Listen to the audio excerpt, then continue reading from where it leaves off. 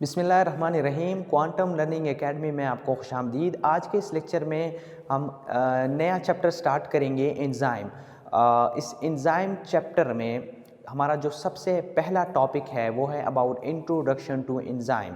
Enzyme को define करने से पहले और इसको एक्सप्लेन करने से पहले एंजाइम के साथ रिलेटेड कुछ ऐसे टर्मिनोलॉजीज़ हैं जिनको अंडरस्टैंड करना और जिनको समझना बहुत ही ज़रूरी है, तो मैं उन टर्मिनोलॉजी से स्टार्ट करूँगा। So let me start from the first terminology which is catalyst. और दूसरा जो है, इस कैटलिस्ट के साथ रिलेटेड एक टर्म है जिसको हम कैटालिसिस कहते हैं, और तीसरा जो टर्म है वो सबस्ट्रेट है, और चौथा जो है प्रोडक्ट है। देखो बेटा, ये जो चारों जो टर्मिनोलॉजीज़ हैं इनको मैं एक्सप्लेन करूँगा एक ही एग्ज़ाम्पल के साथ। सबसे पहले तो मैं एक केमिकल रिएक्शन यहाँ पे लिख देता हूँ।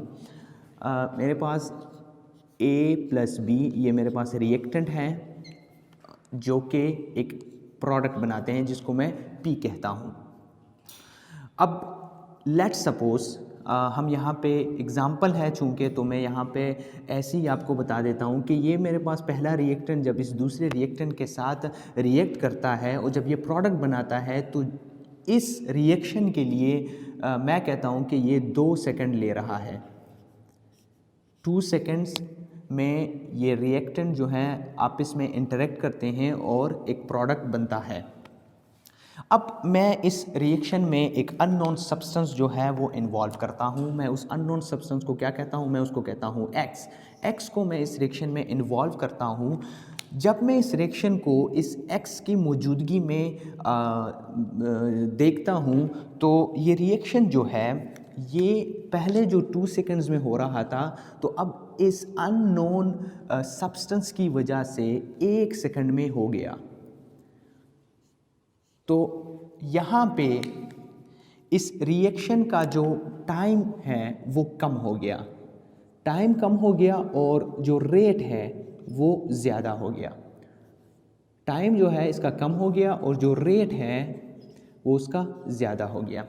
अब इस अननोन सब्सटेंस की वजह से इस रिएक्शन रेट पे एक असर हुआ। क्या हुआ? वो ये कि जो टाइम था जो ये रिएक्शन ले रहा था पहले 2 सेकंड, अब 1 सेकंड में हो रहा है।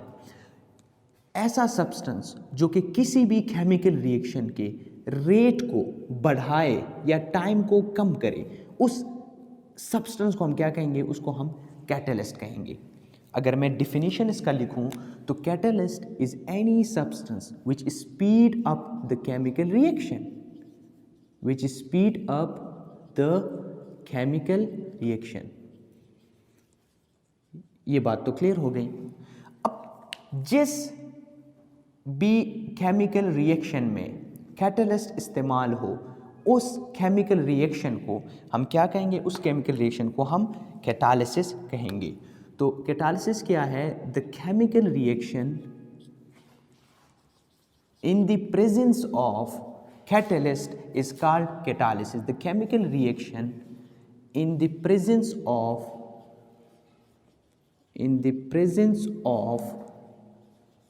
catalyst is called catalysis।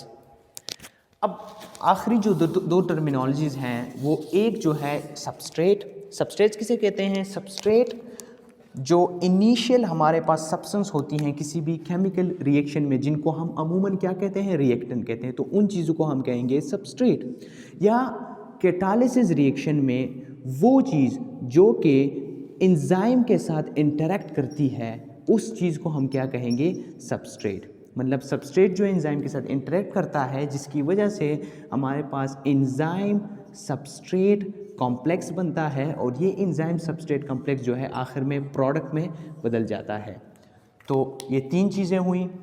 एक सबस्ट्रेट है जो कि एंजाइम के साथ रिएक्शन करता है या एंजाइम के साथ उसका इंटरेक्शन होता है, जिसकी वजह से एंजाइम सबस्ट्रेट कॉम्प्लेक्स बनता है। एंजाइम सबस्ट्रेट कॉम्प्लेक्स जो है ये एक इंटरमीडिएट प्रोडक्ट होता है। आगे इंशाल्लाह आगे वाले लेक्चर में हम इसको डिटेल में पढ़ेंगे, लेकिन आप सिर्फ ये समझिएगा कि सबस्ट्रेट क्या चीज़ है और प्रोडक्ट क्या चीज़ है। ये इंटरमीडिएट प्रोडक्ट जो है फाइनली एक प्रोडक्ट में बदल जाता है। तो ये चारों टर्मिनोलॉजीज जो हैं ये क्लियर हो चुकी हैं। अब मैं एक्सप्लेन करूँगा कि एंजाइम क्या चीज़ है।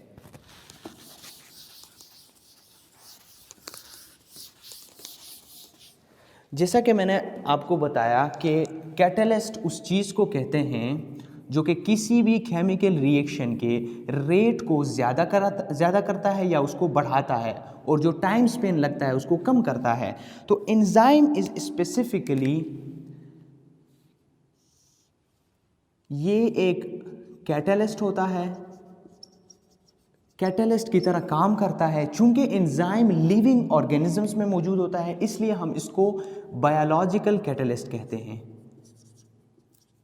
इसको हम क्या कहते हैं? Biological catalyst.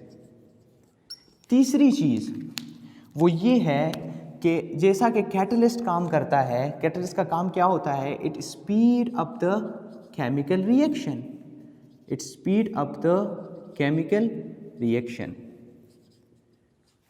चौथी जो प्रॉपर्टी होती है एंजाइम की वो ये है कि एंजाइम खुद केमिकल रिएक्शन में कंज्यूम नहीं होता। मैं पहले इसको लिख देता हूं फिर मैं आपको एक्सप्लेन करता हूं। It does not consume during the chemical reaction. अब इसका मतलब क्या है? During the chemical reaction.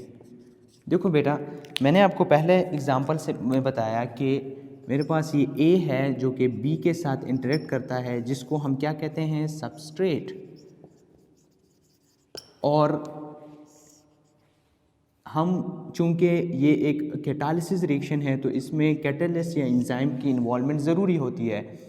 तो एंजाइम जो है वो ये रिएक्टेंट जो है आपस में इंटरेक्ट करते हैं और इनका जो ये अपने प्रॉपर्टी को लूज़ करते हैं और एक प्रोडक्ट बनाते हैं जो बिल्कुल मुख्तलिफ किस्म का इन जो रिएक्टेंट का जो नेचर होता है उससे बिल्कुल डिफरेंट नेचर का एक प्रोडक्ट बनता है। लेकिन इस रिएक्शन में एंजाइम का सिर्फ ये काम होता है कि वो स्पीड अप तक केमिकल रिएक्शन करेगा, ये खुद इस केमिकल रिएक्शन में कंज्यूम नहीं होगा। इसका जो मास होगा, इसका जो वेट होगा बिफोर द केमिकल रिएक्शन, मतलब केमिकल रिएक्शन से पहले और केमिकल रिएक्शन के बाद, वो एक ही रहेगा। इस सेंटेंस का मतलब ये है कि ये खुद इस केमिकल रिएक्शन में कंज्यूम नहीं होगा। कंज्यूमेबल चीज़ें क्या है? वो ये सबस्ट्रेट है जो कि कंज्यूम होगा और हमारे लिए एक प्रोडक्ट बनाएगा। तो ये चार प्रॉपर्टीज़ हैं या चार पॉइंट्स हैं जो कि एंजाइम्स को क्लियरली डिफाइन करते हैं। अब इन चारों पॉइंट से जो है मैं इसका प्रॉपर डिफिनीशन आपको लिख देता हूं कि इसकी डिफिनीशन क्या बनेगी।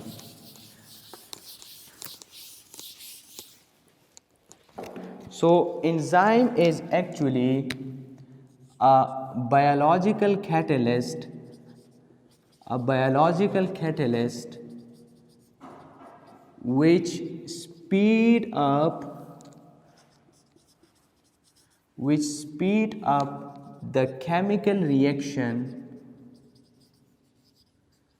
इन जितने भी केमिकल रिएक्शन किसी भी लिविंग ऑर्गेनिजम्स में होती हैं उनको हम क्या कहेंगे? उनको हम असल में कहते हैं मेटाबॉलिज्म, जो हमारा दूसरा लेक्चर है। तो speed up the chemical reaction without consuming, ये थोड़ा सा मैं इसको डार्क कर देता हूँ। विदाउट कंज्यूमिंग, मैं इनको थोड़ा सा अंडरलाइन करता हूँ।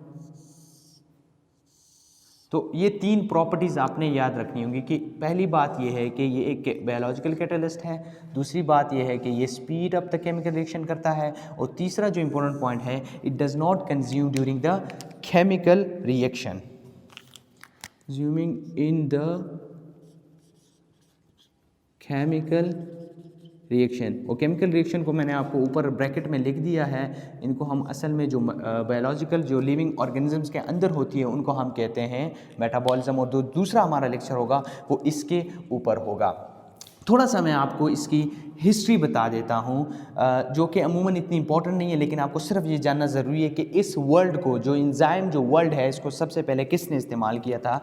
तो सबसे पहले एंजाइम का जो वर्ड है उसको इस्तेमाल किया था 1878 में एक जर्मन फिजियोलॉजिस्ट थे जर्मन फिजियोलॉजिस्ट जिसका नाम था विल्हेल्म कोहने, उन्होंने सबसे पहले ये एंजाइम का लफ्ज़